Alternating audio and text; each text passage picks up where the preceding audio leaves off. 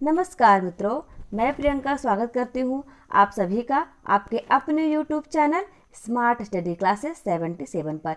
मित्रों, हमारे चैनल पर तैयारी करवाई जा रही है आपको एनटीए नेट जेआरएफ का हमारा टारगेट बैच है 2022 का, और हम लोग इसके लिए प्रतिदिन अपनी क्लासेस लेकर के आते हैं आपके लिए। इसके अलावा यदि आप इतिहास पढ़ना चाहते हैं, यदि आप हिंदी पढ़ना चाहते हैं, समसामयिक मुद्दों पर भी आप रुचि रखते हैं, करंट अफेयर पढ़ना चाहते हैं, उस सभी की क्लासें आपको हमारे चैनल पर मिल जाएंगी। आप जाकर के आसानी से उसे पढ़ सकते हैं। लगभग 150 से ज़्यादा वीडियो हमारे चैनल पर उपलब्ध हैं सिर्फ आपके लिए। अपनी परीक्षा की तैयारी आप लगातार करते रहिए। चलिए, फिलहाल आज हम जो पढ़ने वाले हैं वह है परिंदे कहानी, और यह 1960 ईस्वी में प्रकाशित हुई थी। मित्रों, मैं आपको बता देना चाहूँगी कि पेपर 2 यानी जो पेपर 2 हमारा हिंदी है उसकी तैयारी यहाँ पर हम लोग कर रहे हैं। और नेट के पेपर में 2 पेपर होते हैं। फर्स्ट पेपर कॉमन होता है सभी सब्जेक्ट वालों के लिए, और सेकंड पेपर जिस सब्जेक्ट से आपने पीजी कर रखा है उसका होता है। तो यह स्पेशल जो चल रहा है क्लास वह हिंदी के लिए है, और हिंदी में हम लोग 7 यूनिट पढ़ रहे हैं। 7 यूनिट के अंतर्गत कहानी शामिल है। यह यूनिट लगभग समाप्त होने वाली है, हम एकदम आखिरी पर हैं। चलिए, आज की कहानी पढ़ते हैं। परिंदे। परिंदे की प्रमुख पात्र हैं Latika, Girish, Negi major, mister Hubert व डॉक्टर मुखर्जी जो कि सहकर्मी हैं, और जूली एक स्टूडेंट है। इस कहानी के लेखक हैं निर्मल वर्मा। उनका जन्म हुआ था 3 अप्रैल 1929 को शिमला में, और 25 अक्टूबर 2005 को नई दिल्ली में उनकी मृत्यु हो जाती है। चलिए आगे बढ़ते हैं, हम कहानी को पढ़ते हैं। और यदि इसके पहले क्लास आपने नहीं देखी तो आप हमारे चैनल पर जाकर देख सकते हैं, उपलब्ध है आपके लिए। कहानी प्रारंभ होती है। अंधेरे गलियारे में चलते हुए लतिका ठिठक गई। दीवार का सहारा लेकर उसने लैंप की बत्ती बढ़ा दी। सीढ़ियों पर उसकी छाया एक बेडौल कटी फटी आकृति खींचने लगी। 7 नंबर कमरे में लड़कियों की बातचीत और हंसी ठहाकों का स्वर अभी तक आ रहा था। लतिका ने दरवाज़ा खटखटाया। शोर अचानक बंद हो गया। कौन है? लतिका चुप खड़ी रही। कमरे में कुछ देर तक खुसर पुसर होती रही, फिर दरवाजे की चिटकिनी के खुलने का स्वर आया। लतिका कमरे की देहरी से कुछ आगे बढ़ी। लैंप की झपकती लौ में लड़कियों के चेहरे सिनेमा के पर्दे पर ठहरे हुए क्लोजअप की भांति उभरने लगे। कमरे में अंधेरा क्यों कर रखा है? लतिका के स्वर में हल्की सी झिड़की का आभास था। लैंप में तेल ही खत्म हो गए मैडम। यह सुधा का कमरा था, इसलिए उसे ही जवाब देना पड़ा। हॉस्टल में शायद वह सबसे अधिक लोकप्रिय थी, क्योंकि सदा छुट्टी के समय या रात को डिनर के बाद आसपास के कमरों में रहने वाली लड़कियों का जमघट उसी के कमरे में लग जाता था। देर तक गपशप हंसी मजाक चलता रहता। तेल के लिए करीमुद्दीन से क्यों नहीं कहा? कितनी बार कहा मैडम, लेकिन उसे याद रहे तब तो। कमरे में हंसी की फुहार एक कोने से दूसरे कोने तक फैल गई। लतिका के कमरे में आने से अनुशासन की जो घुटन घिर आई थी वह अचानक बह गई। करीमुद्दीन हॉस्टल का नौकर था। उसके आलस और काम में टाल मटोल करने के किस्से हॉस्टल की लड़कियों में पीढ़ी दर पीढ़ी चले आते थे। लतिका को हठात कुछ स्मरण हो आया। अंधेरे में लैंप घुमाते हुए चारों ओर निगाहें दौड़ाई। कमरे में चारों ओर घेरा बनाकर वे बैठी थी। पास पास एक दूसरे से सटकर सबके चेहरे परिचित थे, किंतु लैंप के पीले मध्यम प्रकाश में मानो कुछ बदल गया था, या जैसे वह उन्हें पहली बार देख रही हो। जूली, अब तक तुम इस ब्लॉक में क्या कर रही हो? जूली खिड़की के पास पलंग के सिरहाने बैठी थी। उसने चुपचाप आंखें नीचे कर ली। लैंप का प्रकाश चारों ओर से सिमटकर अब केवल उसके चेहरे पर गिर रहा था। नाइट रजिस्टर पर दस्तखत कर दिए? हाँ मैडम। फिर? लतिका का स्वर कड़ा हो गया। जूली सकुचाकर खिड़की से बाहर देखने लगी। जब से लतिका इस स्कूल में आई है उसने अनुभव किया है कि हॉस्टल के इस नियम का पालन डांट फटकार के बावजूद नहीं होता। मैडम, कल से छुट्टियां शुरू हो जाएंगी, इसलिए आज रात हम सब ने मिलकर। और सुधा पूरी बात न कहकर हेमंती की ओर देखते मुस्कुराने लगी। हेमंती के गाने का प्रोग्राम है, आप भी कुछ देर बैठिए ना। लतिका को उलझन मालूम हुई। इस समय यहाँ आकर उसने इनके मजे को किरकिरा कर दिया। इस छोटे से हिल स्टेशन पर रहते उसे खासा अरसा हो गया, लेकिन कब समय पतझड़ और गर्मियों का घेरा पार कर सर्दी की छुट्टियों की गोद में सिमट जाता है उसे कभी याद नहीं रहता। चोरों की तरह चुपचाप वह देहरी से बाहर को गई। उसके चेहरे का तनाव ढीला पड़ गया। वह मुस्कुराने लगी। मेरे संग स्नोफॉल देखने को कोई नहीं ठहरेगा? मैडम, छुट्टियों में आप क्या घर नहीं जा रही हैं? सब लड़कियों की आंखें उस पर जम गई। अभी कुछ पक्का नहीं है। I love the snowfall. Latika को लगा कि यही बात उसने पिछले साल भी कही थी और शायद पिछले से पिछले साल भी। उसे लगा मानो लड़कियां उसे संदेह की दृष्टि से देख रही हैं, मानो उन्होंने उसकी बात पर विश्वास नहीं किया। उसका सिर चकराने लगा, मानो बादलों का स्याह झुरमुट किसी अनजाने कोने से उठकर उसे अपने में डुबा लेगा।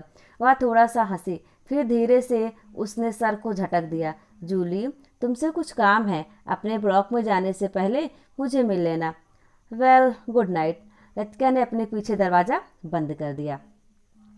Good night madam, good night, good night. गलियारे की सीढ़ियाँ ना उतारकर लतिका रेलिंग के सहारे खड़े हो गई। लैंप की बत्ती को नीचे घुमाकर कोने में रख दिया। बाहर धुंध की नीली तहें बहुत घनी हो चली थी। लॉन पर लगे हुए चीड़ के पत्तों की सरसराहट हवा के झोंकों के संग कभी तेज कभी धीमी होकर भीतर बह जाती थी। हवा में सर्दी का हल्का सा आभास पाकर लतिका के दिमाग में कल से शुरू होने वाली छुट्टियों का ध्यान भटक आया। उसने आंखें मूंद ली। उसे लगा कि जैसे उसकी टांगें बांस की लकड़ियों की तरह उसके शरीर से बंधी है, जिसकी गांठें धीरे धीरे खुलती जा रही हैं। सिर की चकराहट अभी मिटी नहीं थी, मगर अब जैसे वह भीतर न होकर बाहर फैली हुई धुंध का हिस्सा बन गई थी। सीढ़ियों पर बातचीत का स्वर सुनकर लतिका जैसे सोते से जगी। शॉल को कंधों पर समेटा और लैंप उठा लिया। डॉक्टर मुखर्जी मिस्टर ह्यूबर्ट के संग एक अंग्रेजी धुन गुनगुनाते हुए ऊपर आ रहे थे। सीढ़ियों पर अंधेरा था और ह्यूबर्ट को बार बार अपनी छड़ी से रास्ता टटोलना पड़ता था। लतिका ने 2-4 सीढ़ियां उतरकर लैंप को नीचे झुका दिया। Good evening doctor. Good evening mister Hubert. Thank you miss Latika. Hubert के स्वर में कृतज्ञता का भाव था। सीढ़ियाँ चढ़ने से उनकी सांस तेज हो रही थी और वह दीवार से लगे हुए हाँफ रहे थे। लैंप की रोशनी में उनके चेहरे का पीलापन कुछ तांबे के रंग जैसा हो गया था। यहाँ अकेली क्या कर रही हो मिस लतिका? डॉक्टर ने होठों के भीतर से सीटी बजाई। चेकिंग करके लौट रही थी। आज इस वक्त ऊपर कैसे आना हुआ मिस्टर ह्यूबर्ट? ह्यूबर्ट ने मुस्कुराकर अपनी छड़ी डॉक्टर के कंधों से छुला दी। इनसे पूछो, यही मुझे ज़बरदस्ती घसीट लाए हैं। मिस लतिका, हम आपको निमंत्रण देने आ रहे थे। आज रात मेरे कमरे में एक छोटा सा कंसर्ट होगा जिसमें मिस्टर ह्यूबर्ट सोपा और चाइकोप्सी के कंपोजिशन बजाएंगे और फिर क्रीम कॉफ़ी पी जाएगी, और उसके बाद अगर समय रहा तो पिछले साल हमने जो गुनाह किए हैं उन्हें हम सब मिलकर कॉन्फ्रेंस करेंगे। डॉक्टर मुखर्जी के चेहरे पर भारी मुस्कान खिल गई। डॉक्टर, मुझे माफ़ करें, मेरी तबीयत कुछ ठीक नहीं है। चलिए, यह ठीक रहा, फिर तो आप वैसे भी मेरे पास आती। डॉक्टर ने धीरे से लतिका के कंधे को पकड़कर अपने कमरे की तरफ मोड़ दिया। डॉक्टर मुखर्जी का कमरा ब्लॉक के दूसरे सिरे पर छत से जुड़ा हुआ था।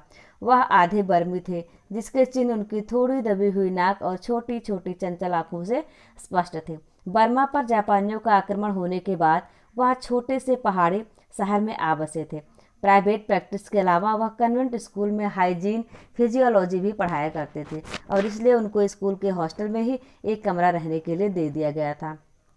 कुछ लोगों का कहना था कि बर्मा से आते हुए रास्ते में उनकी पत्नी की मृत्यु हो गई, लेकिन इस संबंध में निश्चित रूप से कुछ नहीं कहा जा सकता क्योंकि डॉक्टर स्वयं कभी अपनी पत्नी की चर्चा नहीं करते। बातों के दौरान डॉक्टर अक्सर कहा करते हैं, मरने से पहले मैं एक दफ़ा बर्मा जरूर जाऊंगा, और तब एक क्षण के लिए उनकी आंखों में एक नमी सी छा जाती। लतिका चाहने पर भी उससे कुछ पूछ नहीं पाती। उसे लगता कि डॉक्टर नहीं चाहते कि कोई अतीत के संबंध में उसे कुछ भी पूछे या सहानुभूति दिखलाए। दूसरे ही क्षण अपनी गंभीरता को दूर ठेलते हुए वह हंस पड़ते, एक सूखी बुझी हुई हंसी। होम सिकनेस ही एक ऐसी बीमारी है जिसका इलाज किसी डॉक्टर के पास नहीं है। छत पर मेज कुर्सियां डाल दी गई और भीतर कमरे में परकोलेटर में कॉफ़ी का पानी चढ़ा दिया गया। सुना है अगले 2-3 वर्षों में यहाँ पर बिजली का इंतजाम हो जाएगा, डॉक्टर ने स्प्रिट लैंप जलाते हुए कहा। यह बात तो पिछले 10 सालों से सुनने में आ रही है। अंग्रेजों ने भी कोई लंबी चौड़ी स्कीम बनाई थी, पता नहीं उसका क्या हुआ, ह्यूबर्ट ने कहा। वह आराम कुर्सी पर लेटा हुआ बाहर लॉन की तरफ देख रहा था। लतिका कमरे में 2 मोमबत्तियां लेकर आई, मेज के दोनों सिरों पर टिकाकर उन्हें जला दिया। छत का अंधेरा मोमबत्ती की फीकी रोशनी के इर्द गिर्द सिमटने लगा। एक घनी नीरवता चारों ओर घेरने लगी। हवा में चीड़ के वृक्षों की साएं साएं दूर दूर तक फैली पहाड़ियों और घाटियों में सीटियों की गूंज सी छोड़ती जा रही थी। इस बार शायद बर्फ जल्दी गिरेगी। अभी से हवा में एक सर्द खुश्की सी महसूस होने लगी है। डॉक्टर का सिगार अंधेरे में लाल बिंदी सा चमक रहा था। पता नहीं मिस वुड को स्पेशल सर्विस का गोरख धंधा क्यों पसंद आता है। छुट्टियों में घर जाने से पहले क्या यह जरूरी है कि लड़कियां फादर एलमंड का सरमन सुने? ह्यूबर्ट ने कहा। डॉक्टर को फादर एलमंड एक आंख नहीं सुहाते। लतिका कुर्सी पर आगे झुककर प्यालों में कॉफ़ी उड़ेलने लगी। हर साल स्कूल बंद होने के दिन यही दो प्रोग्राम होते हैं, चैपल में स्पेशल सर्विस और उसके बाद दिन में पिकनिक। लतिका को पहला साल याद आया जब डॉक्टर के संग पिकनिक के बाद वह क्लब गई थी। डॉक्टर बार में बैठे थे। बार रूम कुमायूं रेजिमेंट के अफसरों से भरा हुआ था। कुछ देर तक बिलियर्ड का खेल देखने के बाद वह वापस बार की ओर आ रहे थे। तब उसने दाईं ओर क्लब की लाइब्रेरी में देखा, मगर उसी समय डॉक्टर मुखर्जी पीछे से आ गए थे। मिस लतिका, यह मेजर गिरीश नेगी हैं। बिलियर्ड रूम से आते हुए हंसी ठहाकों के बीच वह नाम दबसा गया था। वह किसी किताब के बीच में उंगली रखकर लाइब्रेरी की खिड़की से बाहर देख रहा था। हेलो डॉक्टर, वह पीछे मुड़ा। तब उस क्षण न जाने क्यों लतिका का हाथ कांप गया और कॉफी की कुछ गर्म बूंदें उसकी साड़ी पर छलक आई। अंधेरे में किसी ने नहीं देखा कि लतिका के चेहरे पर एक उनिंदा रीतापन घिर आया है। हवा के झोंके से मोमबत्तियों की लौ फड़फड़ाने लगी। छत से भी ऊंची काठ गोदाम जाने वाली सड़क पर यूपी रोडवेज की आखिरी बस डाक लेकर जा रही थी। बस की हेडलाइट्स में आसपास फैली हुई झाड़ियों की छायाएं घर की दीवार पर सरकती हुई गायब होने लगी।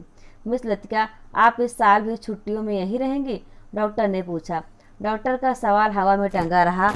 उसी क्षण पियानो पर सोपा का नोक्टर्न ह्यूबर्ट की उंगलियों के नीचे से फिसलता हुआ धीरे धीरे छत के अंधेरे में घुलने लगा, मानो जल पर कोमल स्वप्निल उर्मियाँ भंवरों का झिलमिलाता जाल बुनती हुई दूर दूर किनारों तक फैलती जा रही हो। लतिका को लगा कि जैसे कहीं बहुत दूर बर्फ की चोटियों से परिंदों के झुंड नीचे अनजान देशों की ओर उड़ जा रहे हों। इन दिनों अक्सर उसने अपने कमरे की खिड़की से उन्हें देखा है। धागे में बंधे चमकीले टट्टुओं की तरह वे एक लंबी टेढ़ी मेढ़ी कतार में उड़े जाते हैं, पहाड़ों की सुनसान नीरवता से परे उन विचित्र शहरों की ओर जहाँ शायद वह कभी नहीं जाएगी। लतिका आर्म चेयर पर ऊँघने लगी। डॉक्टर मुखर्जी का सिगार अंधेरे में चुपचाप जल रहा था। डॉक्टर को आश्चर्य हुआ कि लतिका न जाने क्या सोच रही है। और लतिका सोच रही थी, क्या वह बूढ़ी होती जा रही है? उसके सामने स्कूल की प्रिंसिपल मिस वुड का चेहरा घूम गया। पोपला मुंह, आंखों के नीचे झूलती हुई मांस की थैलियाँ, जरा जरा सी बात पर चिढ़ जाना, कर्कश आवाज़ में चीखना। सब लोग उसे ओल्ड मेड कहकर पुकारते हैं। कुछ वर्षों बाद वह भी हूबहू वैसी ही बन जाएगी। लतिका के समूचे शरीर में झुरझुरी सी दौड़ गई, मानो अनजाने में उसने किसी गलीच वस्तु को छू लिया हो। उसे याद आया, कुछ महीने पहले अचानक उसे ह्यूबर्ट का प्रेम पत्र मिला था।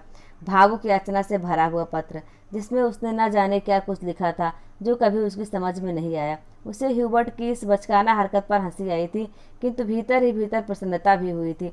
अभी उसकी उम्र बीती नहीं है, अब वह भी दूसरों को अपनी ओर आकर्षित कर सकती है। अभी भी ह्यूबर्ट का पत्र पढ़कर उसे क्रोध नहीं आया, आई थी केवल ममता। वह चाहती तो उसकी गलतफहमी को दूर करने में देर न लगती, किंतु कोई शक्ति उसे रोके रहती है। इसके कारण अपने पर विश्वास रहता है। अपने सुख का भ्रम मानो ह्यूबर्ट की गलतफहमी से जुड़ा है। ह्यूबर्ट ही क्यों, वह क्या किसी को चाह सकेगी उस अनुभूति के संग जो अब नहीं रही, जो छाया से उस पर मंडराती रहती है, न स्वयं मिटती है, न उसे मुक्ति दे पाती है। उसे लगा जैसे बादलों का झुरमुट फिर उसके मस्तिष्क पर धीरे धीरे छाने लगा है। उसकी टांगें फिर निर्जीव शिथिल सी हो गई। वह झटके से उठ खड़ी हुई। डॉक्टर, माफ़ करना, मुझे बहुत थकान सी लग रही है। बिना वाक्य पूरा किए ही वह चली गई। कुछ देर तक टेरेस पर निस्तब्धता छाई रही। मोमबत्तियाँ बुझने लगी। डॉक्टर मुखर्जी ने सिगार का नया कस लिया। सब लड़कियां एक जैसी होती हैं, बेवकूफ़ और सेंटिमेंटल। हर्बर्ट की उंगलियां का दबाव पियानो पर ढीला पड़ता गया। अंतिम सुरों की झिझकी सी गूंज कुछ क्षणों तक हवा में तिरती रही। डॉक्टर, आपको मालूम है, मिस लतिका के व्यवहार पिछले कुछ अरसे से अजीब सा लगता है। ह्यूबर्ट के स्वर में लापरवाही का भाव था। वह नहीं चाहता था कि डॉक्टर को लतिका के प्रति उसकी भावनाओं का आभास मात्र भी मिल सके, जिस कोमल अनुभूति को वह इतने समय से संजोता आया है। डॉक्टर उसे हंसी के ठहाके से उपहासास्पद बना देगा।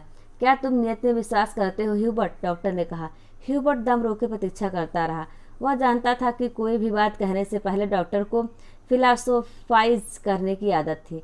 डॉक्टर टेरेस के जंगले से सटकर खड़ा हो गया। फीकी सी चांदनी में चीड़ के पेड़ों की छाएं लॉन पर गिर रही थी। कभी कभी कोई जुगनू अंधेरे में हरा प्रकाश छिड़कता हवा में गायब हो जाता। मैं कभी कभी सोचता हूँ, इंसान जिंदा किस लिए रहता है? क्या उसे कोई और बेहतर काम करने को नहीं मिला? हजारों मील अपने मुल्क से दूर मैं यहाँ पड़ा हूँ। यहाँ कौन मुझे जानता है? शायद यहीं मर भी जाऊँगा। ह्यूबर्ट, क्या तुमने कभी महसूस किया है कि एक अजनबी की हैसियत से पराई जमीन पर मर जाना काफ़ी खौफनाक बात है? ह्यूबर्ट विस्मित सा डॉक्टर को देखने लगा। उसने पहली बार डॉक्टर मुखर्जी के इस पहलू को देखा था। अपने संबंध में वो अक्सर चुप रहते थे। कोई पीछे नहीं है, यह बात मुझ में एक अजीब किस्म की बेफिक्री पैदा कर देती है। लेकिन कुछ लोगों की मौत अंत तक पहेली बनी रहती है। शायद वे जिंदगी से बहुत उम्मीद लगाते थे। उसे ट्रैजिक भी नहीं कहा जा सकता, क्योंकि आखिरी दम तक उन्हें मरने का एहसास नहीं होता। डॉक्टर, आप किसका जिक्र कर रहे हैं? ह्यूबर्ट ने परेशान होकर पूछा। डॉक्टर कुछ देर तक चुपचाप सिगार पीता रहा, फिर मुड़कर वह मोमबत्तियों की बुझती हुई लौ को देखने लगा। तुम्हें मालूम है, किसी समय लतिका बिलानागा क्लब जाया करती थी।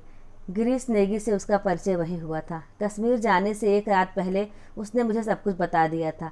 मैं अब तक लतिका से उस मुलाकात के बारे में कुछ नहीं कह सका हूँ, किंतु उस रात कौन जानता था कि वह वापस नहीं लौटेगा। और अब क्या फ़र्क पड़ता है? Let let the dead die. Doctor की सूखी सर्द हंसी में खोखली से शून्यता भरी थी। कौन गिरीश नेगी? कुमाऊं रेजिमेंट में कैप्टन था। डॉक्टर, क्या लतिका? ह्यूबर्ट से आगे कुछ नहीं कहा गया। उसे याद आया वह पत्र जो उसने लतिका को भेजा था। कितना अर्थहीन और उपहासास्पद, जैसे उसका एक एक शब्द उसके दिल को कचोट रहा था। उसने धीरे से पियानो पर सिर टिका लिया। लतिका ने उसे क्यों नहीं बताया? क्या वह इसको योग्य भी नहीं था? लतिका, वह तो बच्ची है, पागल। मरने वाले के संग खुद थोड़े ही मरा जाता है। कुछ देर चुप रहकर डॉक्टर ने अपने प्रश्न को दोहराया। लेकिन ह्यूबर्ट, क्या तुम नियति पर विश्वास करते हो? हवा के हल्के झोंके से मोमबत्तियां एक बार प्रज्वलित होकर बुझ गई। टेरेस पर ह्यूबर्ट और डॉक्टर अंधेरे में एक दूसरे का चेहरा नहीं देख पा रहे थे, फिर भी वे एक दूसरे की ओर देख रहे थे। कॉन्वेंट स्कूल से कुछ दूर मैदानों में बहते पहाड़ी नाले का स्वर आ रहा था। अब बहुत देर बाद कुमाऊं रेजिमेंट सेंटर का बिगुल सुनाई दिया तो ह्यूबर्ट हड़बड़ाकर खड़ा हो गया। अच्छा, चलता हूँ doctor, good night. Good night Hubert, मुझे माफ़ करना, मैं सिगार खत्म करके उठूंगा। सुबह बदली छाई थी। लतिका की खिड़की खोलते धुंध का गुब्बारा सा भीतर घुस आया। जैसे रात भर दीवार के सहारे सर्दी में ठिठुरता हुआ वह भीतर आने की प्रतीक्षा कर रहा हूँ। स्कूल से ऊपर चैपल जाने वाली सड़क बादलों में छिप गई थी। केवल चैपल का क्रॉस धुंध के पर्दे पर एक दूसरे को काटते हुए पेंसिल की रेखाओं सा दिखाई दे रहा जाता था। लतिका ने खिड़की से आंखें हटाई तो देखा कि करीमुद्दीन चाय की ट्रे लिए खड़ा है। करीमुद्दीन मिलिट्री में अर्दली रह चुका था, इसलिए ट्रे मेज पर रखकर अटेंशन की मुद्रा में खड़ा हो गया। लतिका झटके से उठ बैठी। सुबह से आलस करके कितनी बार वह सो चुकी है। अपनी खिसियाहट मिटाने के लिए लतिका ने कहा, बड़ी सर्दी है आज, बिस्तर छोड़ने को जी नहीं चाहता। अजी मेम साहब, अभी क्या सर्दी आई है? बड़े दिनों में देखना कैसे दांत कटाते हैं। और करीमुद्दीन अपने हाथों को बगलों में डाले हुए खड़ा रहा। तुम जरा मिस्त्री से कह देना कि इस कमरे की छत का मरम्मत कराए। पिछले साल बर्फ का पानी दरारों से टपकता था। लतिका को याद आया, पिछली सर्दियों में जब कभी बर्फ गिरती थी तो उसे पानी से बचने के लिए रात भर कमरे के कोने में सिमट कर सोना पड़ता था। करीमुद्दीन चाय की ट्रे उठाते हुए बोला, ह्यूबर्ट साहब तो शायद कल ही चले जाएं। कल रात उनकी तबीयत फिर खराब हो गई। आधी रात के वक्त मुझे जगाने आए थे। कहते थे छाती में तकलीफ है, उन्हें यह मौसम रास नहीं आता। कह रहे थे लड़कियों की बस में वह भी कल ही चले जाएंगे। करीमुद्दीन दरवाज़ा बंद करके चला गया। लतिका की इच्छा हुई कि वह ह्यूबर्ट के कमरे में जाकर उनकी तबीयत की पूछताछ कराए, किंतु फिर न जाने क्यों स्लीपर पैरों में टंगे रहे और वह खिड़की के बाहर बादलों को उड़ता हुआ देखती रही। ह्यूबर्ट का चेहरा जब उसे देखकर सहमा सा दयनीय हो जाता है, तब लगता है कि वह अपनी मूक निरीह याचना में उसे कोस रहा है। न वह उसकी गलतफहमी को दूर करने का प्रयत्न कर पाती है, न उसे अपनी व्यवस्था की सफाई देने का साहस होता है। उसे लगता है कि इस जाले से बाहर निकलने के लिए वह धागे के जिस सिरे को पकड़ती है वह खुद एक गांठ बनकर रह जाता है। बाहर बूंदाबांदी होने लगी थी। कमरे की टिन की छत खट खट बोलने लगी। लतिका पलंग से उठ खड़े हुई, बिस्तर को तहाकर बिछाया, फिर पैरों में स्लीपर को घसीटते हुए बड़े आईने तक आई।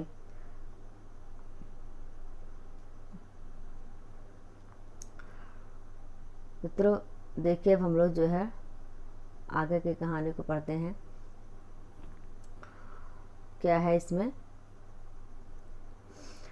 आईने में लतिका ने अपना चेहरा देखा। वह मुस्कुरा रही थी। पिछले साल अपने कमरे की सीलन और ठंड से बचने की लिए कभी कभी वह मिस वुड के खाली कमरे में चोरी चुपके सोने चली जाया करती थी। मिस वुड का कमरा बिना आग के भी गर्म रहता था। उनके गदीले सोफे पर लेटते ही आंख लग जाती थी। कमरा छुट्टियों में खाली पड़ा रहता है, किंतु मिस वुड से इतना नहीं होता कि 2 महीने के लिए उसके हवाले कर जाए। वह साल कमरे में ताला ठोक जाती हैं, हर साल कमरे में ताला ठोक जाती हैं। वह तो पिछले साल गुसल खाने में भीतर की साकल देना भूल गई थी, जिसे लतिका चोर दरवाजे के रूप में इस्तेमाल करती रही थी। पहले साल अकेले में उसे बड़ा डर सा लगता था। छुट्टियों में सारे स्कूल और हॉस्टल के कमरे साएं साएं करने लगते हैं। डर के मारे उसे जब कभी नींद नहीं आती थी तब वह करीमुद्दीन को रात में देर तक बातों में उलझाए रखती। बातों में जब खोई सी वह सो जाती तब करीमुद्दीन चुपचाप लैम्प बुझाकर चला जाता। कभी कभी बीमारी का बहाना करके वह डॉक्टर को बुलवा भेजती और बाद में बहुत जिद करके दूसरे कमरे में उनका बिस्तर लगवा देती। लतिका के कंधों से बालों का गुच्छा निकाला, उसे बाहर फेंकने के लिए वह खिड़की के पास आ खड़ी हुई। बाहर छत की दलान से बारिश के जल की मोटी सी धार बराबर लॉन पर गिर रही थी। मेघाच्छन्न आकाश में सरकते हुए बादलों के पीछे पहाड़ियों के झुंड कभी उभर आते थे, कभी छिप जाते थे, मानो चलती हुई ट्रेन से कोई उन्हें देख रहा हो। लतिका ने खिड़की से सिर बाहर निकाल लिया। हवा के झोंके से उसकी आंखें झिप गई। उसे जितने काम याद आते हैं उतना ही आलस घना होता जाता है। बस की सीटें रिजर्व करवाने के लिए चपरासी को रुपए देने हैं। जो सामान हॉस्टल की लड़कियां पीछे छोड़े जा रहे उन्हें गोदाम में रखवाना होगा। कभी कभी तो छोटी क्लास की लड़कियों के साथ पैकिंग करवाने का काम में भी उसे हाथ बटाना पड़ता था। वह इन कामों से उबती नहीं। धीरे धीरे सब निपट जाते हैं। कोई गलती इधर उधर रह जाती है तो बाद में सुधर जाती है। हर काम में किचकिच रहती है, परेशानी और दिक्कत होती है, किंतु देर सवेर इसे छुटकारा मिल ही जाता है। किंतु जब लड़कियों की आखिरी बस चली जाती है तब मन उचाट सा हो जाता है। खाली कॉरिडोर में घूमती हुई वे कभी इस कमरे में जाती हैं, कभी उसमें। वह नहीं जान पाती कि अपने से क्या करे। दिल कहीं भी नहीं टिक पाता, हमेशा भटका भटका सा रहता है। इस सबके बावजूद जब कोई सहज भाव से पूछ बैठता है, मिस लतिका, छुट्टियों में आप घर नहीं जा रही, तब वह क्या कहे। Ding dong ding. Special service के लिए स्कूल चैपल के घंटे बजने लगे थे। लतिका ने अपना सिर खिड़की के भीतर कर लिया। उसने झटपट साड़ी उतारी और पेटीकोट में ही कंधे पर तौलिया डाले गुसल खाने में घुस गई। Left right left.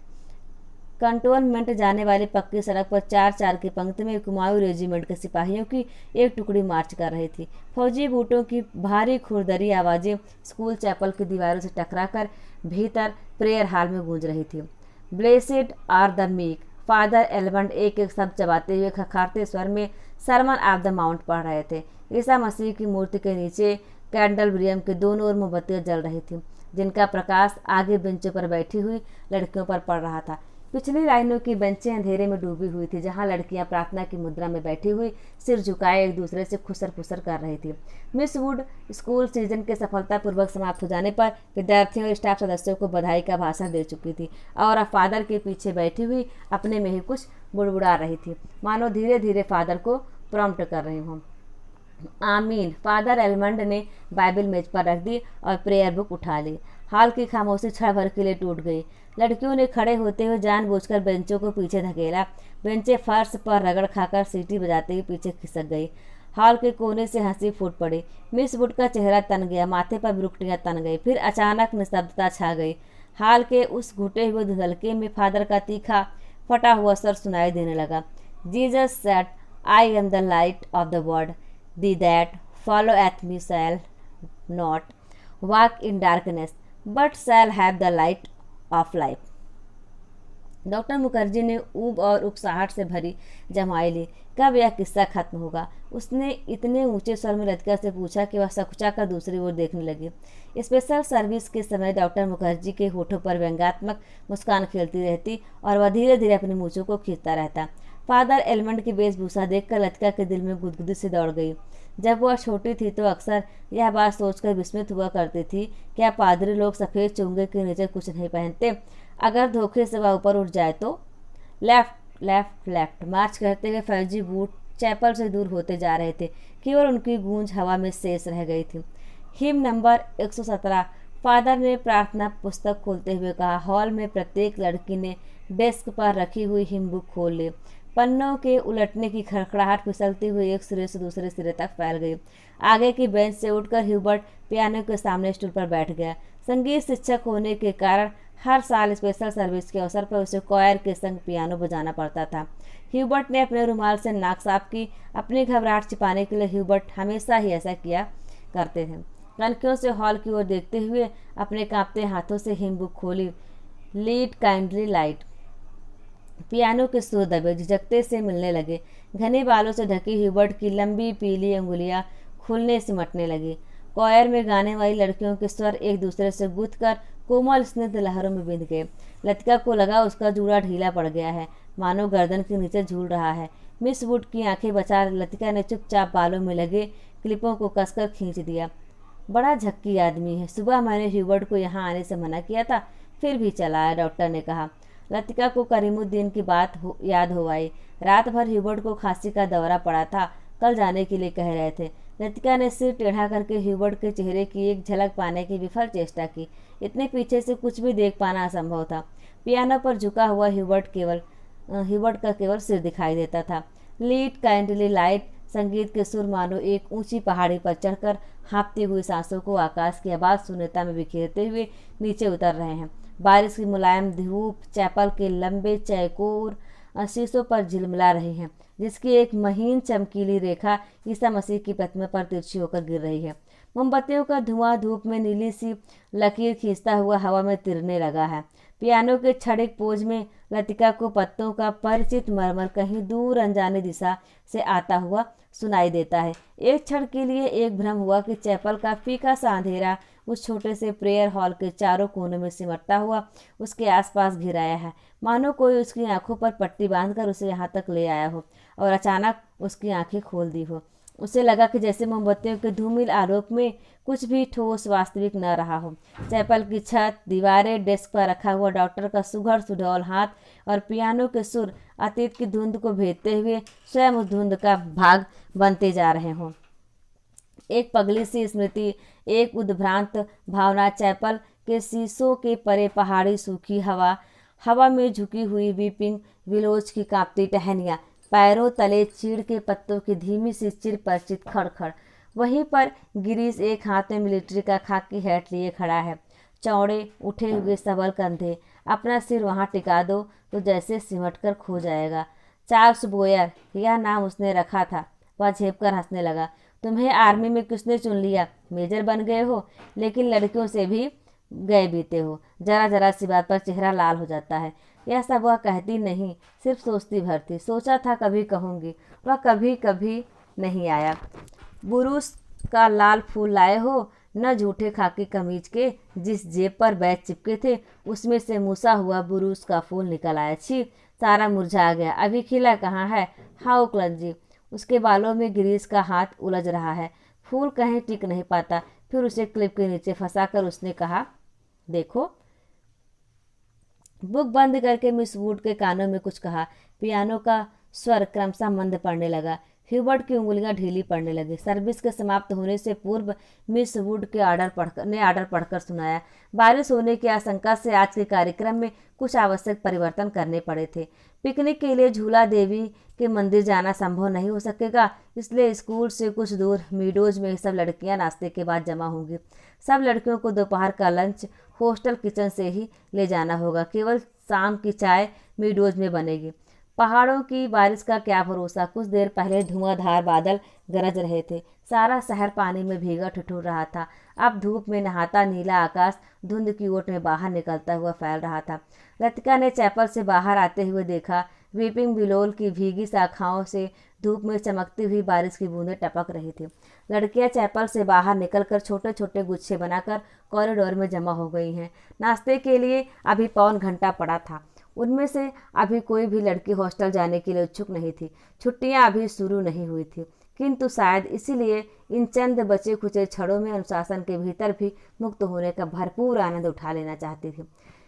Miss would को लड़कियों का यह गुड़ गपाड़ा अखरा, किंतु फादर एलमंड के सामने वह उन्हें डांट फटकार नहीं सकी। अपनी झुंझलाहट दबाकर वह मुस्कुराते हुए बोली, कल सब चली जाएंगी, सारा स्कूल वीरान हो जाएगा। फादर एलमंड का लंबा ओछपूट चेहरा चैपल की घुटी हुई गरमाई से लाल हो उठा था। कॉरिडोर के जंगले पर अपनी छड़ी लटका कर वह बोले, छुट्टियों में पीछे हॉस्टल में कौन रहेगा? पिछले 2-3 सालों से मिस लतिका ही रह रही हैं और डॉक्टर मुखर्जी छुट्टियों में कहीं नहीं जाते।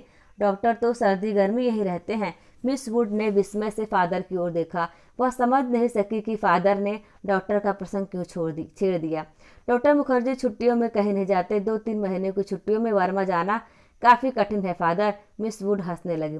मिस वुड, पता नहीं आप क्या सोचती हैं, मुझे तो मिस लतिका का हॉस्टल में अकेले रहना कुछ समझ में नहीं आता। लेकिन फादर, मिस वुड ने कहा, यह तो कॉन्वेंट स्कूल का नियम है कि कोई भी टीचर छुट्टियों में अपने खर्चे पर हॉस्टल में रह सकते हैं। मैं फिलहाल स्कूल के नियमों की बात नहीं कर रहा। मिस लतिका डॉक्टर के संग यहाँ अकेले ही रह जाएंगी। और सच पूछिए मिस वुड, डॉक्टर के बारे में मेरी राय कुछ बहुत अच्छी नहीं है। फादर, आप कैसी बातें कर रहे हैं? मिस लतिका बच्चा थोड़ी ही है। मिस वुड को ऐसी आशा नहीं थी कि फादर एलमंड अपने दिल में ऐसी दकियानूसी भावना को स्थान देंगे। फादर एलमंड कुछ हतप्रभ से हो गए। बात पलटते हुए बोले, मिस वुड, मेरा मतलब यह नहीं था। आप तो जानती हैं मिस लतिका और उस मिलिट्री अफसर को लेकर एक अच्छा खासा स्कैंडल बन गया था। स्कूल की बदनामी होने में क्या देर लगती है? वह बेचारा तो अब रहा नहीं। मैं उसे जानती थी फादर, ईश्वर उसकी आत्मा को शांति दे। मिस वुड ने धीरे से अपने दोनों बाहों में क्रॉस किया। फादर एलमंड को मिस वुड की मूर्खता पर इतना अधिक क्षोभ हुआ कि वह उनसे आगे कुछ नहीं बोला। डॉक्टर मुखर्जी ने उसे उसकी कभी नहीं पड़ती थी, इसलिए मिस वुड की आंखों में वह डॉक्टर को नीचे दिखाना चाहते थे। किंतु मिस वुड लतिका का रोना ले बैठी। आगे बात बढ़ाना व्यर्थ था। उन्होंने छड़ी को जंगले से उठाया और ऊपर साफ खुले आकाश को देखते हुए बोले, प्रोग्राम आपने यूं ही बदला मिस वुड, अब क्या बारिश होगी? ह्यूबर्ट जब चैपल से बाहर निकला तो उसकी आंखें चकाचौंध सी हो गई। उसे लगा जैसे किसी ने अचानक ढेर सी चमकीली उबलती हुई रोशनी मुट्ठी में भरकर उसकी आंखों में झोंक दी हो। पियानो के संगीत के सुर रुई के छुई मुई रेशों की भांति अब तक उसके मस्तिष्क की थकी मांदी नसों पर फड़फड़ा रहे थे। वह काफ़ी थक गया था। पियानो बजाने से उसके फेफड़ों पर हमेशा भारी दबाव पड़ता। दिल की धड़कन तेज हो जाती थी। उसे लगता था संगीत के एक नोट को दूसरे नोट में उतारने के प्रयत्न में वह एक अंधेरी खाई पार कर रहा है। आज चैपल में मैंने जो महसूस किया वह कितना रहस्यमय, कितना विचित्र था। ह्यूबर्ट ने सोचा। मुझे लगा पियानो का हर नोट चिरंतन खामोशी के अंधेरी खो से निकलकर बाहर फैली नीली धुंध को काटता तराशता हुआ एक भूला सा अर्थ खींच लाता है। गिरता हुआ हर पोज एक छोटी सी मौत है, मानो घने छायादार वृक्षों की कांपती छायाओं में कोई पगडंडी गुम हो गई हो। एक छोटी सी मौत जो आने वाले सुरों को अपनी बची खुची गूंजों की सांसें समर्पित कर जाती है, जो मर जाती है किंतु मिट नहीं पाती। मिटती नहीं इसलिए मरकर भी जीवित है, दूसरे सुरों में लय हो जाती है। डॉक्टर, क्या मृत्यु ऐसे ही आती है? अगर मैं डॉक्टर से पूछूं तो वह हंसकर टाल देगा। मुझे लगता है पिछले कुछ दिनों से कोई बात छिपा रहा है। उसकी हंसी में जो सहानुभूति का भाव होता है वह मुझे अच्छा नहीं लगता। आज उसने मुझे स्पेशल सर्विस में आने से रोका था। कारण पूछने पर वह चुप रहा था। कौन सी ऐसी बात है जिससे मुझसे कहने में डॉक्टर कतराता है? शायद मैं सक्की मिजाज होता जा रहा हूँ और बात कुछ भी नहीं है। ह्यूबर्ट ने देखा लड़कियों की कतार स्कूल से हॉस्टल जाने वाली सड़क पर नीचे उतरती जा रही थी। उजली धूप में उनके रंग बिरंगी रिबन, हल्की आसमानी रंग की फ्रॉकें और सफ़ेद पेटियां चमक रही थी। सीनियर कैम्ब्रिज की कुछ लड़कियों ने चैपल की वाटिका के गुलाब के फूलों को तोड़कर अपने बालों में लगा लिया है। कंटोनमेंट के 3-4 सिपाही लड़कियों को देखते हुए अश्लील मजाक करते हुए हंस रहे हैं और कभी कभी किसी लड़की की ओर जरा झुककर सीटी बजाने लगते हैं। Hello mister Hubert. ह्यूबर्ट ने चौंक कर पीछे देखा। लतिका एक मोटा सा रजिस्टर बगल में दबाए खड़ी थी। आप अभी यहीं हैं? ह्यूबर्ट की दृष्टि लतिका पर टिकी रही। वह क्रीम रंग की पूरी बाह की ऊनी जैकेट पहने हुई थी। कुमाऊनी लड़कियों की तरह लतिका का चेहरा गोल था। धूप की तपन में पका गेहुआ रंग कहीं कहीं हल्का सा गुलाबी हो आया था, मानो बहुत धोने पर भी गुलाल के कुछ धब्बे इधर उधर बिखरे रह गए हों। उन लड़कियों के नाम नोट करने थे जो कल जा रही हैं, तो पीछे रुकना पड़ा। आप भी तो कल जा रहे हैं मिस्टर ह्यूबर्ट? अभी तक तो यही इरादा है। यहाँ रुककर भी क्या करूँगा? आप स्कूल की ओर जा रही हैं, चलिए। पक्की सड़क पर लड़कियों की भीड़ जमा थी, इसलिए वे दोनों पोलो ग्राउंड का चक्कर काटती हुई पगडंडियों से नीचे उतरने लगे। हवा तेज हो चली। चीड़ के पत्ते पर झोंके के संग टूट टूट कर पगडंडी पर ढेर लगाते जाते थे। ह्यूबर्ट रास्ता बनाने के लिए अपनी छड़ी से उन्हें बुहार कर दोनों ओर बिखेर देता था। लतिका पीछे खड़ी हुई देखती रहती थी। अल्मोड़ा की ओर से आते हुए छोटे छोटे बादल रेशमी रुमालों में उड़ते हुए सूरज के मुंह पर लिपटे से जाते थे, फिर हवा में बह निकलते थे। इस खेल में धूप कभी मंद कभी फीकी से जान पड़ती थी, कभी अपना उजला आंचल खोलकर समूचे शहर को अपने में सिमेट लेती थी। लतिका तनिक आगे निकल आई। ह्यूबर्ट की सांस चढ़ गई थी और वह धीरे धीरे हाँफता हुआ पीछे आ रहा था। जब वो पोलो ग्राउंड के पवेलियन को छोड़कर सिमिट्री के दाईं ओर मुड़े तो लतिका ह्यूबर्ट की प्रतीक्षा करने के लिए खड़ी हो गई। उसे याद आया छुट्टियों के दिनों में जब कभी कमरे में अकेले बैठे बैठे उसका मन ऊब जाता था तो वह अक्सर टहलते हुए सिमिट्री तक चली जाती थी। उससे सटी पहाड़ी पर चढ़कर बर्फ में ढके देवदार वृक्षों को देखा करती थी, जिनकी झुकी हुई शाखों से रुई के गोलों सी बर्फ नीचे गिरा करती थी। नीचे बाजार जाने वाली सड़क पर बच्चे स्लेज पर फिसला करते थे। वह खड़ी खड़ी बर्फ में छिपी हुई उस सड़क का अनुमान लगाया करती थी जो फादर एलमंड के घर से गुजरती हुई मिलिट्री अस्पताल और डाकघर से होकर चर्च की सीढ़ियों तक आकर गुम हो जाती थी। जो मनोरंजन एक दुर्गम पहेली को सुलझाने में होता है, वही लतिका को बर्फ में खोए रास्तों को खोजने में होता था। आप बहुत तेज चलती हैं मिस लतिका। थकान से ह्यूबर्ट का चेहरा कुमला गया था। माथे पर पसीने की बूंदें छलक आई थी। कल रात आपकी तबीयत क्या कुछ खराब हो गई थी? आपने कैसे जाना? क्या मैं अस्वस्थ दिख रहा हूँ? ह्यूबर्ट के स्वर में हल्की सी खींच का आभास लगा था। सब लोग मेरी सेहत को लेकर क्यों बात शुरू करते हैं? उसने सोचा। नहीं, मुझे तो पता भी नहीं चलता। वह तो सुबह करीमुद्दीन ने बातों ही बातों में जिक्र छेड़ दिया था। लतिका कुछ अप्रतिभ सी हो गई। कोई खास बात नहीं, वही पुराना दर्द शुरू हो गया था, अब बिल्कुल ठीक है। अपने कथन की पुष्टि के लिए ह्यूबर्ट छाती सीधी करके तेज कदम बढ़ाने लगा। डॉक्टर मुखर्जी को दिखलाया था, वह सुबह आए थे। उनकी बात कुछ समझ में नहीं आती। हमेशा दो बातें एक दूसरे से उल्टी करते हैं। कहते थे इस बार मुझे 6-7 महीने की छुट्टी लेकर आराम करना चाहिए, लेकिन अगर मैं ठीक हूँ तो भला इसकी क्या ज़रूरत है? ह्यूबर्ट के स्वर में व्यथा की छाया लतिका से छिपी न रह सकी। बात को टालते हुए उसने कहा, आप तो नाहक चिंता करते हैं मिस्टर ह्यूबर्ट। आजकल मौसम बदल रहा है, अच्छे भले आदमी तक बीमार हो जाते हैं। ह्यूबर्ट का चेहरा प्रसन्नता से दमकने लगा। उसने लतिका को ध्यान से देखा। वह अपने दिल का संशय मिटाने के लिए निश्चिंत हो जाना चाहता था। कहीं लतिका उसे केवल दिलासा देने के लिए तो झूठ नहीं बोल रही है? यही तो मैं भी सोच रहा था मिस लतिका। डॉक्टर की सलाह सुनकर मैं डर ही गया। भला 6 महीने की छुट्टी लेकर मैं अकेला क्या करूँगा? स्कूल में तो बच्चों के संग मन लगा रहता है। सच पूछो तो दिल्ली में ये 2 महीने की छुट्टियां काटना भी दूभर हो जाता है। मिस्टर ह्यूबर्ट, कर आप दिल्ली जा रहे हैं? लतिका चलते चलते हठात थक गई। सामने पोलो ग्राउंड फैला था, जिसकी दूसरी ओर मिलिट्री की ट्रकें कंटोनमेंट की ओर जा रही थी। ह्यूबर्ट को लगा जैसे लतिका की आंखें अधमुंधी सी खुली रह गई हैं, मानो पलकों पर एक पुराना भूला सा सपना सरक आया है। मिस्टर ह्यूबर्ट, आप दिल्ली जा रहे हैं? इस बार लतिका ने प्रश्न नहीं दोहराया। उसके स्वर में केवल एक असीम दूरी का भाव घिराया। बहुत अरसा पहले मैं भी दिल्ली गई थी मिस्टर ह्यूबर्ट, तब मैं बहुत छोटी थी। न जाने कितने बरस बीत गए। हमारी मौसी का ब्याह वहीं हुआ था। बहुत सी चीज़ें देखी थी, लेकिन अब तो सब कुछ धुंधला सा पड़ गया है। इतना याद है कि हम कुतुब पर चढ़े थे। सबसे ऊंची मंजिल से हमने नीचे झांका था। न जाने कैसा लगा था। नीचे चलते हुए आदमी चाबी भरे हुए खिलौने से लगते थे। हमने ऊपर से उन पर मूंगफलियाँ फेंकी थी, लेकिन हम निराश हुए क्योंकि उनमें से किसी ने हमारी तरफ नहीं देखा। शायद माँ ने मुझे डांटा और मैं सिर्फ नीचे झांकते हुए डर गई थी। सुना है अब तो दिल्ली इतना बदल गया है कि पहचाना नहीं जाता। वे दोनों फिर चलने लगे। हवा का वेग ढीला पड़ने लगा। उड़ते हुए बादल अब सुस्ताने से लगे थे। उनकी छायाएं नंदा देवी और पंचचूली की पहाड़ियों पर गिर रही थी। स्कूल के पास पहुँचते पहुँचते चीड़ के पेड़ पीछे छूट गए। कहीं कहीं खुबानी के पेड़ों के आसपास बुरूस के लाल फूल धूप में चमक जाते। स्कूल तक आने में उन्होंने पोलो ग्राउंड का लंबा चक्कर लगा लिया था। मिस लतिका, आप कहीं छुट्टियों में जाती क्यों नहीं? सर्दियों में तो यहाँ सब कुछ वीरान सा हो जाता होगा। अब मुझे यहाँ अच्छा लगता है, लतिका ने कहा। पहले साल अकेलापन कुछ सकरा था, अब आदी हो चुकी हूँ। क्रिसमस से एक रात पहले क्लब में डांस होता है, लॉटरी डाली जाती है और रात को देर तक नाच गाना होता रहता है। नए साल के दिन कुमाऊं रेजिमेंट की ओर से परेड ग्राउंड में कार्निवाल किया जाता है। बर्फ पर स्केटिंग होती है। रंग बिरंगे गुब्बारों के नीचे फौजी बैंड बजता है। फौजी अफसर फैंसी ड्रेस में भाग लेते हैं। हर साल ऐसा ही होता है मिस्टर ह्यूबर्ट। फिर कुछ दिनों बाद विंटर स्पोर्ट्स के लिए अंग्रेज टूरिस्ट आते हैं। हर साल मैं उनसे परिचित होती हूँ।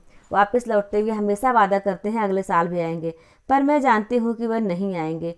वे भी जानते हैं कि वे नहीं आएंगे, फिर भी हमारी दोस्ती में कोई अंतर नहीं बढ़ता। फिर कुछ दिनों बाद पहाड़ों पर बर्फ पिघलने लगती हैं, छुट्टियां खत्म होने लगती हैं और आप सब लोग अपने घरों से वापस लौट आते हैं।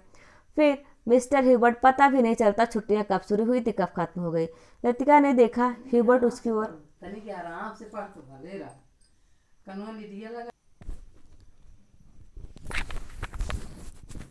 लतिका ने देखा कि ह्यूबर्ट उसकी ओर आतंकित भयाकुल दृष्टि से देख रहा है। वह सिर पिटाकर चुप हो गई। उसे लगा मानो वह इतनी देर से पागल से अनर्गल प्रलाप कर रही हो। मुझे माफ़ करना मिस्टर ह्यूबर्ट, कभी कभी मैं बच्चों की तरह बातों में बहक जाती हूँ, मिस लतिका ह्यूबर्ट से धीरे से कहा। वह चलते चलते रुक गया था। लतिका ह्यूबर्ट के भारी स्वर से चौंक सी गई। क्या बात है मिस्टर ह्यूबर्ट, वह पत्र उसके लिए मैं लज्जित हूँ। उसे आप वापस लौटा दें। समझ लें मैंने उसे कभी नहीं लिखा था। लतिका कुछ समझ ना सकी। दिग्भ्रांति से खड़े हुए ह्यूबर्ट के पीले उद्विग्न चेहरे को देखती रही। ह्यूबर्ट ने धीरे से लतिका के कंधे पर हाथ रख दिया। कल डॉक्टर ने मुझे सब कुछ बता दिया। अगर मुझे पहले से मालूम होता तो ह्यूबर्ट हकलाने लगा। मिस्टर ह्यूबर्ट किंतु लतिका ने आगे कुछ भी नहीं कहा। उसका चेहरा सफ़ेद हो गया था। दोनों चुपचाप कुछ देर तक स्कूल के गेट के बाहर खड़े रहे। मीडोज, पगडंडियों, पत्तों, छायाओं से घिरा छोटा सा द्वीप, मानो कोई घोंसला दो हरी घाटों के बीच आ दबा हो। भीतर घुसते ही पिकनिक के काले आग से झुलसे हुए पत्थर, अधजली टहनियाँ, बैठने के लिए बिछाए गए पुराने अखबारों के टुकड़े इधर उधर बिखरे हुए दिखाई दे जाते हैं। अक्सर टूरिस्ट पिकनिक के लिए यहाँ आते हैं। मीडोज को बीच में काटता हुआ टेढ़ा मेढ़ा बरसाती नाला बहता है, जो दूर से धूप में चमकता हुआ सफ़ेद रिबन सा दिखाई देता है। यहीं पर काठ के तख्तों का बना हुआ टूटा सा पुल है, जिस पर लड़कियां हिचकोले खाते हुए चल रही हैं। डॉक्टर मुखर्जी, आप तो सारा जंगल जला देंगे। मिस वुड ने अपनी ऊंची एड़ी के संडल से जलती हुई दिया सलाई को दबा डाला। जो डॉक्टर ने सिगार सुलगाकर चीड़ के पत्तों के ढेर पर फेंक दी थी। वे नाले से कुछ दूर हटकर चीड़ के दो पेड़ों से गुथी हुई छाया के नीचे बैठे थे। उनके सामने एक छोटा सा रास्ता नीचे पहाड़ी गांव की ओर जाता था, जहां पहाड़ की गोद में शकरपारों के खेत एक दूसरे के नीचे बिछे हुए थे। दोपहर के सन्नाटे में भेड़ बकरियों के गलों में बंधी हुई घंटियों का स्वर हवा में बहता हुआ सुनाई दे जाता था। घास पर लेटे लेटे डॉक्टर सिगार पीते रहे। जंगल की आग कभी देखिए मिस वुड, एक अलमस्त नशे की तरह धीरे धीरे फैलती जाती है। आपने कभी देखी है डॉक्टर? मिस वुड ने पूछा। मुझे तो बड़ा डर लगता है। बहुत साल पहले शहरों को जलते हुए देखा था। डॉक्टर लेटे हुए आकाश की ओर ताक रहे थे। एक एक मकान ताश के पत्तों की तरह गिरता जाता। दुर्भाग्यवश ऐसे अवसर देखने में बहुत कम आते हैं। आपने कहाँ देखा डॉक्टर? लड़ाई के दिनों अपने सहा रंगून को जलते हुए देखा था। मिस वुड की आत्मा को ठेस लगी, किंतु फिर भी उनकी उत्सुकता शांत नहीं हुई। आपका घर क्या वह भी जल गया था? डॉक्टर कुछ देर तक चुपचाप लेटा रहा। हम उसे खाली छोड़कर चले आए थे, मालूम नहीं बाद में क्या हुआ। अपने व्यक्तिगत जीवन के संबंध में कुछ भी कहने में डॉक्टर को कठिनाई महसूस होती है। डॉक्टर, क्या आप कभी वर्मा वापस जाने की बात नहीं सोचते?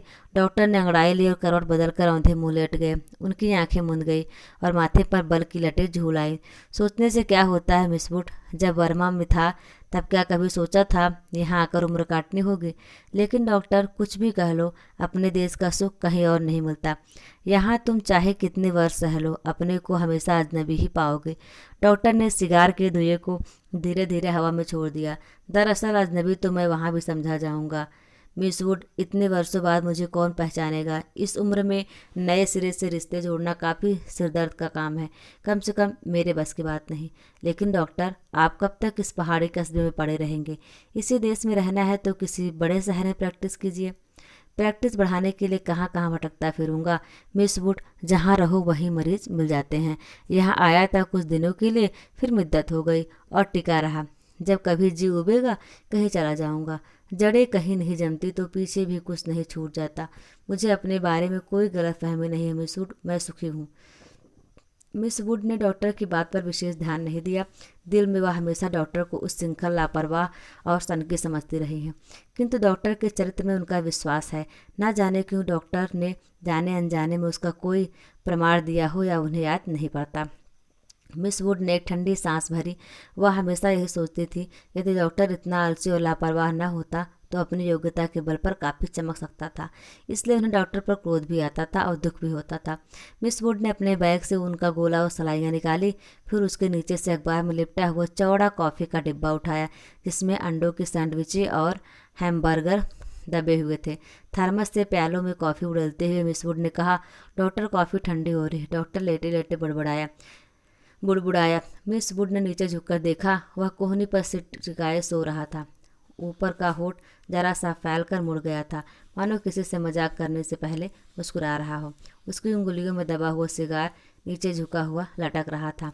मेरी मेरी, want do you want, what do you want. दूसरे स्टैंडर्ड में पढ़ने वाली मेरी ने अपनी चंचल चपल आंखें ऊपर उठाई। लड़कियों का दायरा उसे घिरते हुए कभी पास आता, कभी दूर खिंचता चला जाता था। I want blue. दोनों हाथों को हवा में घुमाते हुए मेरी चिल्लाए। दायरा पानी की तरह टूट गया। सब लड़कियां एक दूसरे पर गिरती पड़ती किसी नीली वस्तु को छूने के लिए भाग दौड़ करने लगी। लंच समाप्त हो चुका था। लड़कियों के छोटे छोटे दल मेडोज में बिखर गए थे। ऊंची क्लास की कुछ लड़कियां चाय का पानी गर्म करने के लिए पेड़ों पर चढ़कर सूखी टहनियां तोड़ रही थी। दोपहर की उस घड़ी में मीडोज अलसाया ऊँगता सा जान पड़ता था। हवा का कोई भूला भटका झोंका, चिड़ के पत्ते लड़खड़ा उठते थे। कभी कोई पक्षी अपनी सुस्ती मिटाने झाड़ियों से उड़कर नाले के किनारे बैठ जाता था, पानी में सिर डुबोता था, फिर ऊबकर हवा में 2-4 निरुद्दोष चक्कर काटकर दोबारा झाड़ियों में दुबक जाता था। किंतु जंगल की खामोशी शायद कभी चुप नहीं रहती। गहरी नींद में डूबी सपनों से कुछ आवाज़ें नीरवता के हल्के झीने पर्दे पर सलवटें बिछा जाती हैं। मूक लहरों से हवा में तिरती हैं, मानो कोई दबे पांव झांककर अदृश्य संकेत कर जाता है। देखो, मैं यहाँ हूँ। लतिका ने जूली के बाब हेयर को सहलाते हुए कहा। तुम्हें कल रात बुलाया था। मैडम, मैं गई थी, आप अपने कमरे में नहीं थी। लतिका को याद आया कि रात वह डॉक्टर कमरे में टेरेस पर देर तक बैठी रही थी और भीतर ह्यूबर्ट पियानो पर सोपा का डॉक्टर बजा रहा था। जूली, तुमसे कुछ पूछना था। उसे लगा वह जूली की आंखों से अपने को बचा रही है। जूली ने अपना चेहरा ऊपर उठाया। उसकी भूरी आंखों में कौतूहल झांक रहा था। तुम ऑफिसर्स मेस में किसी को जानती हो? जूली ने अनिश्चित भाव से सिर हिलाया। लतिका कुछ देर तक जूली को अपलक घूरती रही। जूली, मुझे विश्वास है तुम झूठ नहीं बोलोगी। कुछ क्षण पहले जूली की आंखों में जो कौतूहल था वह भय से परिणत होने लगा। लतिका ने अपने जैकेट के जेब से एक नीला लिफाफा निकालकर जूही की गोद में फेंक दिया। यह किसकी चिट्ठी है? जूली ने लिफाफा उठाने के लिए हाथ बढ़ाया, किंतु फिर एक क्षण के लिए उसका हाथ काँप कर ठिठक गया। लिफाफे पर उसका नाम और हॉस्टल का पता लिखा हुआ था। थैंक यू मैडम, मेरे भाई का पत्र है, वह झांसी में रहते हैं। जूली ने घबराहट में लिफाफे को अपने स्कर्ट के तहों में छिपा लिया। जूली, जरा मुझे लिफाफा दिखलाओ। लतिका का स्वर तीखा करकसता हो गया। जूली ने अनमने भाव से लतिका को पत्र दे दिया। तुम्हारे भाई झांसी में रहते हैं? जूली इस बार कुछ नहीं बोली। उसकी उद्भ्रांत उखड़ी सी आंखें लतिका को देखती रही। यह क्या है? जूली का चेहरा सफ़ेद फीका पड़ गया। लिफाफे पर कुमाऊं रेजिमेंटल सेंटर की मुहर उसकी ओर घूर रही थी। कौन है या? लतिका ने पूछा। उसने पहले भी हॉस्टल में उड़ती हुई अफवाह सुनी थी। जूली को क्लब में किसी मिलिट्री अफसर के संग देखा गया था, किंतु ऐसी अफवाहें अक्सर उड़ती रहती थी और उसने उन पर विश्वास नहीं किया था। जूली, तुम अभी बहुत छोटी हो। जूली के होठ कांपे। उसकी आंखों में निरी याचना का भाव घिराया। अच्छा, अभी जाओ, तुमसे छुट्टियों के बाद बातें करूंगी। जूली ने ललचाई दृष्टि से लिफाफे को देखा, कुछ बोलने को उद्यत हुई, फिर बिना कुछ कहे चुपचाप वापस लौट गई। लतिका देर तक जूली को देखती रही, जब तक वह आंखों से ओझल नहीं हो गई। क्या मैं किसी खूबसूरत बुढ़िया से कम हूँ? अपने अभाव का बदला क्या मैं दूसरे से ले रही हूँ? शायद, कौन जाने, शायद जूली का यह प्रथम परिचय हो उस अनुभूति से जिसे कोई भी लड़की बड़े चाव से संजोकर संभाल कर अपने में छिपाए रहती है। एक अनिर्वचनीय सुख जो पीड़ा लिए है, पीड़ा और सुख को डुबोती हुई उमड़ते स्वर की खुमारी जो दोनों को अपने में समो लेती है। एक दर्द जो आनंद से उपजा है और पीड़ा देता है। यही इस देवदार के नीचे उसे भी यही लगा था जब गिरीश ने पूछा था, तुम चुप क्यों हो? वह आंखें मूंदे सोच रही थी। सोच कहाँ रही थी, जी रही थी उस क्षण को जो भय और विस्मय के बीच भिसा था, बहका था, पागल क्षण। वह अभी भी सोच रही थी, आज दोपहर तक अतीत एक दुस्वप्न की मानिंद टूट जाएगा। वही देवदार जिस पर उसने अपने बालों के क्लिप से गिरीश का नाम लिखा था। पेड़ की छाल उतरती नहीं थी, क्लिप टूट टूट जाता था। तब गिरीश ने अपने नाम के नीचे उसका नाम लिखा था। वह कभी कोई अक्षर बिगड़कर टेढ़ा मेढ़ा हो जाता था, तब वह हंसती थी और गिरीश का कांपता हाथ और भी कांप जाता था। लतिका को लगा कि जो वह याद करती है वही भूलना भी चाहती है, लेकिन जब सचमुच भूलने लगती है तब उससे भय लगता है, जैसे कोई किसी चीज़ को उसके हाथों से छीन लिए जा रहा हो। ऐसा कुछ जो सदा के लिए खो जाएगा। बचपन में जब कभी वह अपने किसी खिलौने को खो देती थी तो वह गुमसुम सी होकर सोचा करती थी, कहाँ रख दिया मैंने। जब बहुत दौड़ धूप करने पर खिलौना मिल जाता तो वह बहाना करती कि अभी उसे खोज ही रही है, कि वह अभी मिला नहीं। उस स्थान पर खिलौना रखा होता, जानबूझकर उसे छोड़कर घर के दूसरे कोने में उसे खोजने का उपक्रम करती। तब कोई खोई हुई चीज़ याद रहती, इसलिए भूलने का भय नहीं रहता था। आज वह उस बचपन के खेल का बहाना क्यों नहीं कर पाती? बहाना शायद करती है, उसे याद करने का बहाना जो भूलता जा रहा है। दिन महीने बीत जाते हैं और वह उलझी रहती है। अनजाने में गिरीश का चेहरा धुंधला पड़ता जाता है। याद वह करती है किंतु जैसे किसी पुरानी तस्वीर के धूल भरे शीशे को साफ कर रही हो। अब वैसा दर्द नहीं होता, सिर्फ उसको याद करती है जो पहले कभी होता था। तब उससे अपने पर ग्लानि होती है। फिर वह जानबूझकर उस घाव को कुरेदती है जो भरता जा रहा है, खुद ब खुद उसकी कोशिशों के बावजूद भरता जा रहा है। देवदार पर खुदे हुए अधमिटे नाम लतिका की ओर निस्तब्ध निरीह भाव से निहार रहे थे। मीडोज के घने सन्नाटे में नाले पार से खिलती हुई लड़कियों की आवाज़ें गूंज जाती थी। What do you want, what do you want. तितलियाँ, झिंगुर, जुगनू मीडोज पर उतरते हुए सांझ की छायाओं से पता नहीं चलता कौन किसकी आवाज़ है। दोपहर के समय जिन आवाज़ों को अलग अलग पहचाना जा सकता था, अब वे एक स्वरता की अविरल धारा में घुल गई थी। घास से अपने पैरों को पोंछता हुआ कोई रेंग रहा था। झाड़ियों के झुरमुट से पैरों को फड़फड़ाता हुआ झपट झपट कर कोई ऊपर से उड़ जाता है, किंतु ऊपर देखो तो कहीं कुछ भी नहीं है। मीडोज के झरने का गड़गड़ाता स्वर जैसे अंधेरी सुरंग में झपाटे से ट्रेन गुजर गई हो और देर तक उसमें सीटियों और पहियों की चित्कार गूंजती रही हो। पिकनिक कुछ देर तक और चलती, किंतु बादलों की तहें एक दूसरे पर चढ़ती जा रही थी। पिकनिक का सामान बटोरा जाने लगा। मीडोज के चारों ओर बिखरी हुई लड़कियां मिसवुड के इर्द गिर्द जमा होने लगी। अपने संग के अजीबोगरीब चीज़ें बटोर लाई थी। कोई किसी पक्षी के टूटे पंख को बालों में लगाए हुए थी, किसी ने पेड़ की टहनी को चाकू से छीलकर छोटी सी बेंत बना ली थी। ऊंची क्लास की कुछ लड़कियों ने अपने अपने रुमालों में नाले से पकड़ी हुई छोटी छोटी बालिश भर की मछलियों को दबा रखा था, जिन्हें मिस वुड से छिपकर वे एक दूसरे को दिखा रही थी। मिस वुड लड़कियों की टोली के संग आगे निकल गई। मीडोज से पक्की सड़क तक 3-4 फरलांग की चढ़ाई थी। लतिका हाँफने लगी। डॉक्टर मुखर्जी सबसे पीछे आ रहे थे। लतिका के पास पहुंचकर वह ठिठक गए। डॉक्टर ने दोनों घुटनों को जमीन पर टेकते हुए सिर झुकाकर एलिजाबेथ यूगेन अंग्रेजी में कहा, मैडम आप इतनी परेशान क्यों नजर आ रही हैं? और डॉक्टर की नाटकीय मुद्रा को देखकर लतिका के होठों पर एक थकी सी ढीली ढीली मुस्कान बिखर गई। प्यास के मारे गला सूख रहा है और यह चढ़ाई है कि खत्म होने नहीं आती। डॉक्टर ने अपने कंधे पर लटकते हुए थर्मस को उतारकर लतिका के हाथों में देते हुए कहा, थोड़ी सी कॉफ़ी बची है, शायद कुछ मदद कर सके। पिकनिक में तुम कहाँ रह गए थे डॉक्टर? कहीं दिखाई नहीं दिए। दोपहर भर सोता रहा मिस वुड के संग। मेरा मतलब मिस वुड पास बैठी थी। मुझे लगता है मिस वुड मुझसे मोहब्बत करती है। कोई भी मजाक करते समय डॉक्टर अपने मूँछों के कोनों को चबाने लगता है। क्या कहती थी? लतिका ने थर्मस से कॉफ़ी को मुंह में उड़े लिया। शायद कुछ कहती, लेकिन बदकिस्मती से बीच में ही मुझे नींद आ गई। मेरी ज़िंदगी के कुछ खूबसूरत प्रेम प्रसंग कमबख्त इस नींद के कारण अधूरे रह गए। और इस दौरान वे जब दोनों बातें कर रहे थे, उनके पीछे मीडोज और मोटर रोड के संग चढ़ती हुई चीड़ और बौज के वृक्षों की कतारें सांझ के घिरते अंधेरे में डूबने लगी। मानो प्रार्थना करते हुए उन्होंने चुपचाप अपने सिर नीचे झुका लिए हों। इन्हीं पेड़ों के ऊपर बादलों में गिरजे का क्रास कहीं उलझा पड़ा था। उसके नीचे पहाड़ों की ढलान पर बिछे हुए खेत भागती हुई गिलहरियों से लग रहे थे, जो मानो किसी की टोह में स्तब्ध ठिठक गई हो। मिस्टर ह्यूबर्ट पिकनिक पर नहीं आए।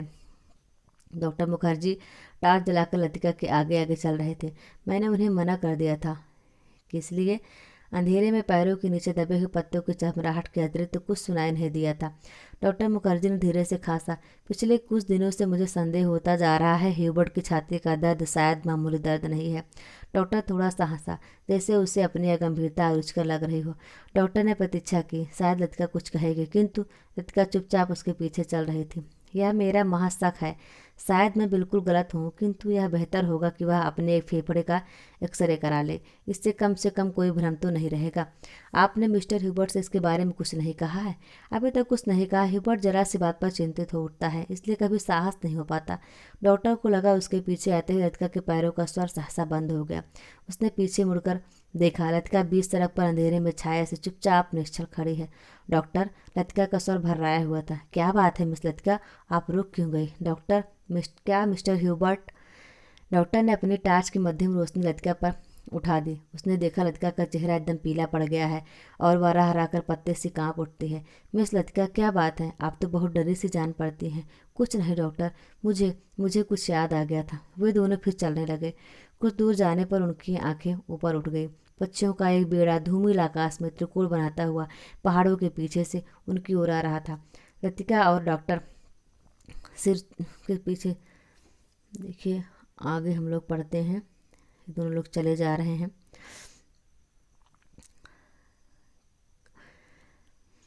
लतिका और डॉक्टर सिर उठाकर इन पक्षियों को देखते रहे। लतिका को याद आया, हर साल सर्दी की छुट्टियों से पहले यह परिंदे मैदानों की ओर उड़ते हैं, कुछ दिनों के लिए बीच के इस पहाड़ी स्टेशन पर बसेरा करते हैं, प्रतीक्षा करते हैं बर्फ के दिनों की, जब वे नीचे अजनबी अनजाने देशों में उड़ जाएंगे।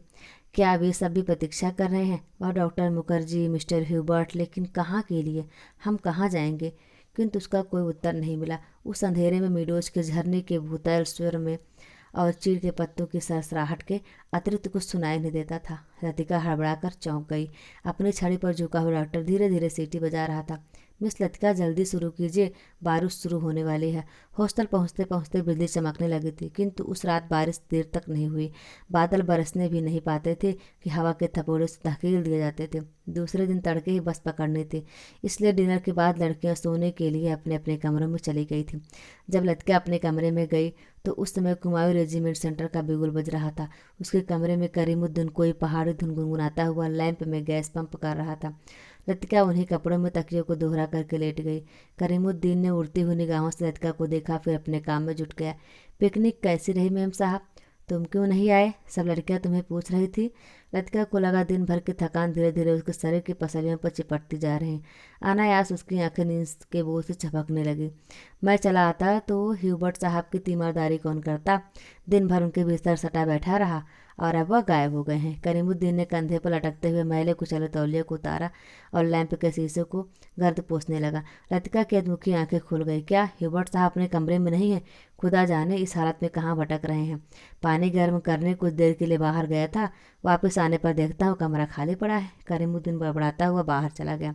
लतिका ने लेटे लेटे पलंग के नीचे चप्पलों को उतार दिया। ह्यूबर्ट इतनी रात कहाँ गए? किंतु लतिका की आंखें फिर झपक गई। दिन भर की थकान से सब परेशानियों प्रश्नों पर कुंजी लगा दी थी। मानो दिन भर आंख मिचौली खेलते हुए उसने अपने कमरे में दया को छू लिया था।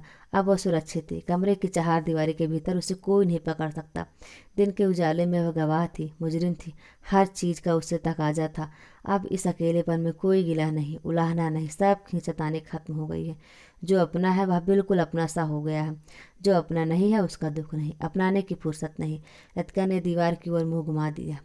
लैंप के फीके आलोक में हवा में कांपते पर्दों की छायाएं हिल रही थी।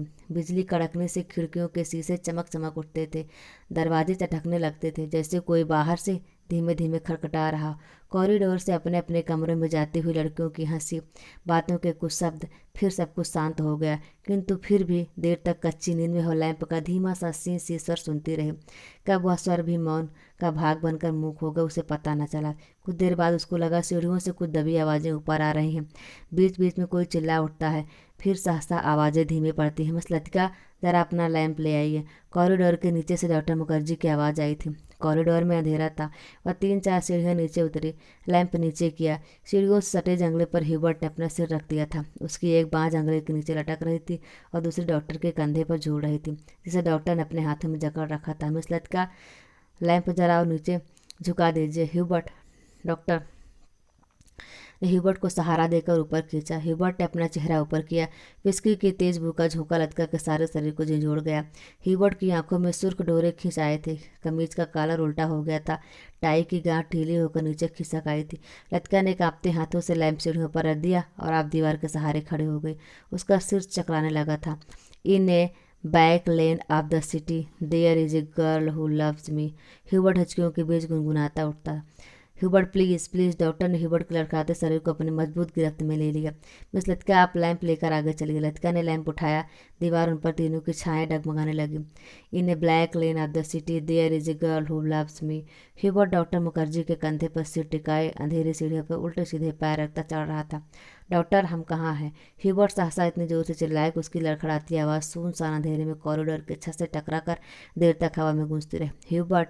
डॉक्टर को एकदम ह्यूबर्ट पर गुस्सा आ गया। फिर उसने गुस्से पर ही उसे खींच सी हुई और ह्यूबर्ट की पीठ थपथपाने लगा। कुछ बात नहीं ह्यूबर्ट डियर, तुम सिर्फ थक गए हो। ह्यूबर्ट ने अपनी आंखें डॉक्टर पर गड़ा दी। उसमें एक भयभीत बच्चे की सी कातरता थी, वही जो सब लोग जानते हैं। ह्यूबर्ट जिसे जानना चाहिए था नहीं जानता था। डॉक्टर ने लतिका की ओर देखा। वह जड़वत अविचलित रेलिंग पर झुकी हुई थी। वैसे हम सबकी अपनी अपनी जिद होती है, कोई छोड़ देता है, कोई आखिर तक उसे चिपका रहता है।